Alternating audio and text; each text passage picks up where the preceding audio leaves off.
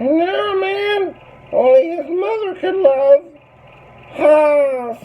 Oh, hello, America. It's Late Night HOSS, the only late night show that's worth watching because it's the only late night show hosted by a dumb jock. Me, you fucking morons. Tonight's show is loaded with shit. And we got musical guests, we got letters to HOSS, and one of the letters is going to lead up to a little part we call First Impressions, which is very popular. And then, of course, there's going to be a rant. And this one is going to be very convoluted. So, put on your thinking caps because I'm bound to get lost. So, tonight, up in the booth, Peter, my producer, and, of course, the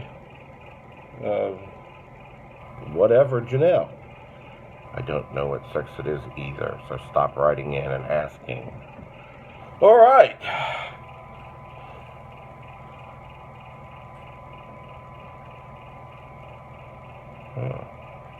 That feels good. Letters. Peter, put the first letter up, please. And don't make it a letter from the alphabet. That's an old joke, and I'm tired of it. Dear Mr. HOSS. Now that's nice. I like that. Manners are back. Dear Mr. HOSS, I watch your show regularly. Of course you do, you stupid fuck. But not for the reason that you think. I've always believed that we need to watch our enemies to see how they think, and you, sir, you, sir, are truly an enemy of our nation. Signed, Concerned Citizen. All right, that's a file that under Cultural Elite. And Peter, get me the address of that person so I can have them killed. Second letter. Peter, put it up.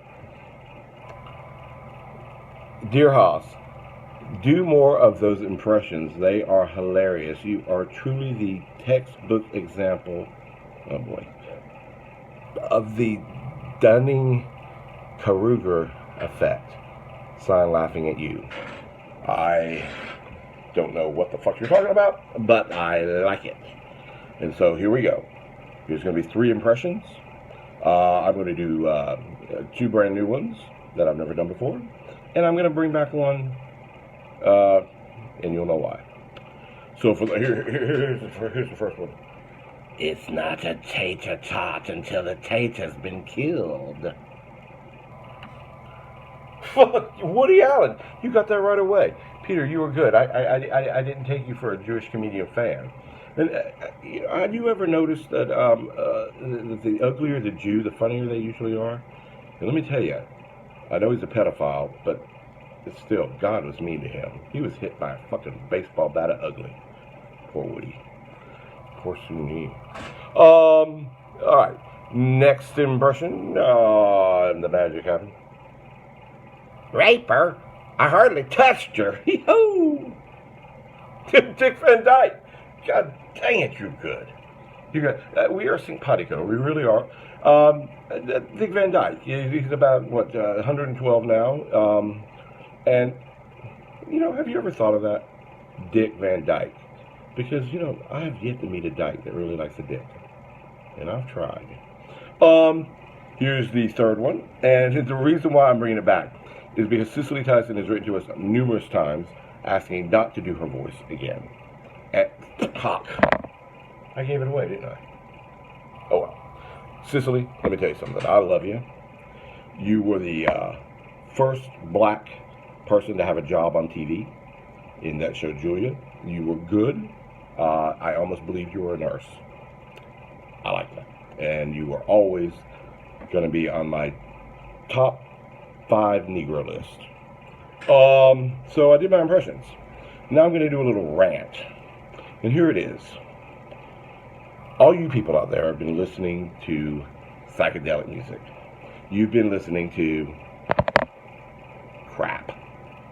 You've got your black light posters and your black lights because you seem to think that black lights matter. Well, let me tell you what. You can listen to all the Jimi Hendrixon you want and all the Beatles. Oh, fuck, God help us about the Beatles. All you need is love and a fucking bulletproof vest. Am I right, Yoko? That's right. But listening to John, Paul, John, and Durango ain't gonna get you anywhere in this life, except going to hell. You need to listen to God's music, not fucking church music. God's music, country music, because country. Have you noticed that cunt in country? Write me a note so I can have something done about that. I don't like that. I don't like that at all. Country music is God's music. It's the music of you and me, us, which spells what? U.S., because it's the United States of America. It's God's chosen music. We're God's chosen people. I don't care what the Jews say. Good Christian, law-abiding men and their hot trophy wives who know how to shut up when we give them that, are really what makes this country go round. And there is a new song out by a fella, a true patriot act. His name is Sturgeon Simpson. And it's talking about a guy who likes to shoot his guns. And let me tell you what, this is a song that the Natural Rifle Associates need to play every time Charleston Heston comes out on stage. This song is an American classic. But, and this is where it gets a little convoluted, at the same time this is going on, the common law wife of Ronald Trump, Melanoma Trump, got in some hot water because supposedly she plagiarized a speech by Malia Obama. And let me tell you, why would she plagiarize anything by one of the Obamas? She's a Trump. She doesn't have to. But the liberal elite media have gone to town, and they are tarring and feathering and putting Western oil all over her. And like I said, she's common law, but there is nothing common about her. She is what I call statuesque. She's rigid as a stone and dull. There's nothing common about that. And have you ever noticed, she's like Moose and Squirrel, like the girl from the Moose and Squirrel show? She's got that really unique voice that makes you want to just like go, God damn it. But nothing common about her. And there's no way that she plagiarized from the Obamas. Now here's the thing. That song by that true patriot act, Sturgill Simpson, I had Janelle do a little research because I couldn't be bothered. And it turns out there's this up-and-coming band, devil worshippers, named Nirvana. And they have almost the exact same song. And I've yet to hear one peep from the liberal media saying that they plagiarized anything. This is the doubly standard in the United States right now. If a Republican does it, it's wrong. And if a Democratic does it, it's A-okay. And this is really pissing me off.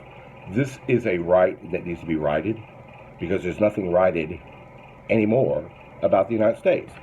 There is something wrong with this country when a true patriot act singing a song that Charleston Heston himself should be, come out on stage to while he tap dances to it. This gets plagiarized by a demon-worshipping band. And it ain't right. And speaking of it ain't right, our special guest tonight, Simon and Carbuncle, singing the old 1947 Negro spiritual by Maya Angelou, It Ain't Me, Babe. What? What do you mean it's not Carbuncle? What do you mean Garfunkel? He's not here? Well, who's here? Well, I don't like him. He's short. All right, just 96 to Simon and Carbuncle. I don't like it. You know what I'm going to do? I'm going to sing a little song, and it's going to be an impression. And I want you to guess what it is. Here we go. Happy birthday, Mr. President. Happy birthday, you-hoo. No, not Connie Selica, Connie Stevens. That was Connie Stevens when she sang, what's that? Happy Birthday to Ike. way back in the 1930s. Basically, that's it for the HOSS show tonight. It's Late Night HOSS, the only show worth watching because it's the only show hosted by a dumb jock. Now remember, Late Night HOSS is brought to you by Enriched Elbow Macaroni, the only elbow macaroni that makes you in your pants. No, it doesn't. Don't contradict me.